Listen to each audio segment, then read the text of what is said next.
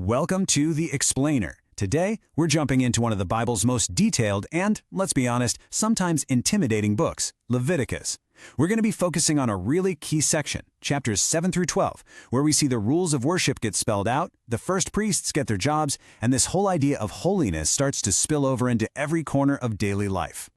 All right, so here's our roadmap for today. We're going to start right at the center of worship with the intricate rules for sacrifices. Then we'll watch the dramatic ceremony for the very first priests. And from there, we'll see how these big, sacred ideas about purity get applied to things like what you eat and even family life. It's a fascinating journey, really, from the altar out into the everyday world. So, first up, chapter 7. And this chapter gets right into the nitty-gritty, the fine print of the sacrificial system. This isn't about big, fuzzy ideas. It's about establishing a crucial theme right from the start. When you approach a holy God, precision matters.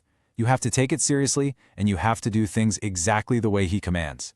Yeah, this chapter lays out the absolute non-negotiables. For some of the offerings, certain parts, like the breast and the right shoulder, were set aside specifically for the priests. I mean, that was literally how they got paid for their work. And then you have these two huge prohibitions. First, no eating the fat. That was seen as the best, richest part, and it was reserved for God alone. And second, and this is a big one, no eating the blood, because the blood represented life itself. Finally, there's a serious warning. If you are ceremonially unclean and you eat from the holy sacrifice, you're cut off from the community. The message couldn't be clearer. How you worship is just as important as that you worship. Okay, so that brings us right into chapter 8. Once you've got the rules down, what do you need next? Well, you need the people who are going to oversee it all. And that's what this is, the official, very public ceremony to install Aaron and his sons as the very first priests of Israel. And listen, this wasn't some quick, quiet affair. It was a massive, week-long process, and everyone was there to see it. Moses washes them, dresses them in these incredible holy garments, and anoints the tabernacle and Aaron himself with sacred oil. Sacrifices are made for them, and then comes this incredibly symbolic act. Blood from a special ram is dabbed on their right ear, right thumb, and right big toe. And to top it all off, they have to stay at the tabernacle for 7 straight days. This whole thing was about setting them apart for a holy purpose. So what was with the blood on the ear, thumb, and toe? Well, this is where it gets really beautiful. It was a physical symbol of total dedication. The blood on the ear meant they had to listen to God's commands. The blood on the thumb meant their hands, all their work and actions, had to be for God. And the blood on the toe meant their walk, their entire path through life, had to follow God's ways. It's this powerful picture that every single part of a priest's life was now consecrated to God's service. Okay, so after that full week of preparation, the big day finally arrives, the 8th day. The consecration is done, and it is time for the brand new priests, Aaron and his sons, to officially start their ministry and make offerings for the people. And you know what? Everything goes perfectly. Aaron follows every single instruction from Moses, performing the sacrifices first for himself and then for the whole nation. And after all the rituals are done, Moses and Aaron come out to bless the people. And right at that moment, God shows up in the most spectacular way. Can you just picture this? Fire flashes out from the presence of God and completely incinerates the sacrifice on the altar.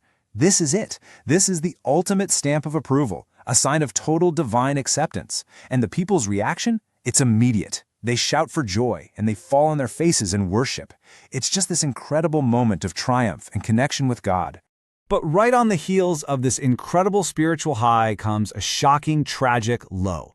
The story takes such a sharp, brutal turn, and it serves as this terrifying lesson about just how serious obedience is, and the danger of getting casual about God's holiness. So what happened? Well, 2 of Aaron's own sons, Nadab and Abihu, fresh off their ordination, decide to do their own thing.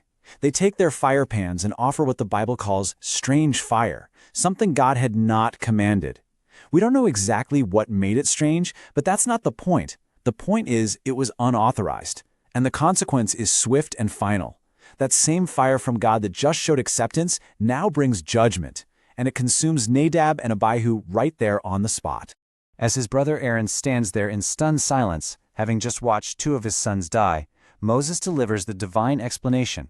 He says, basically, that those who are closest to God, the priests, are held to the very highest standard. God's holiness has to be treated as sacred. And in the face of this unbelievable tragedy, the text just says, "And Aaron held his peace." So, after that incredibly intense event at the tabernacle, the focus of Leviticus zooms out. It moves from the center of worship directly into the homes and daily routines of the people. In chapter 11, God lays out all of these dietary laws, drawing a clear line between animals that are clean and okay to eat and those that are unclean. And the rules are super specific. For a land animal to be clean, it had to have a completely split hoof and chew the cud. It had to have both. So a pig, for instance, has the split hoof, but it doesn't chew the cud, so unclean. A camel chews the cud but doesn't have the right kind of hoof, unclean. For things in the sea, it was simple. They had to have both fins and scales. So that ruled out all shellfish, eels, you name it. These laws were this constant, 3 times a day reminder that the Israelites were a people set apart for God. So you might be asking, why? Why all these rules? Was it just about being healthy? And the answer is, not really. The reason God gives is theological. He says, I am holy, therefore you shall be holy. Their diet, what they ate every single day, was a way for them to physically reflect God's nature of separation and purity, and it made them distinct from every other nation on earth. And finally, in chapter 12, this whole idea of purity and uncleanness gets applied to one of the most fundamental human experiences there is, childbirth. The miracle of bringing a new life into the world also brought with it a temporary state of ritual uncleanness that required a special time of purification. The text lays out these specific waiting periods for a new mom before she was considered ceremonially clean again. If she had a son, the total time was 40 days. If she had a daughter, it was 80 days. The Bible doesn't actually tell us why the time is different, but it just goes to show how deeply these principles were woven into the fabric of family life. At the end of her purification time, the mother would bring offerings to the priest, who would make atonement for her so she could be fully restored to the community. And this little detail is so incredibly important. It shows that God's system for making things right wasn't just for people with money.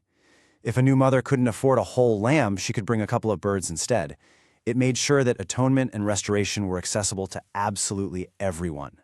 When you look at all of this, the altar, the dinner table, the family home, these chapters in Leviticus are building this powerful idea that holiness isn't just for a special ceremony. It's a 24/7, all-in commitment. And that ancient challenge to figure out how to recognize and honor what is truly holy in every part of our lives, well, that's a question that's just as relevant for us today.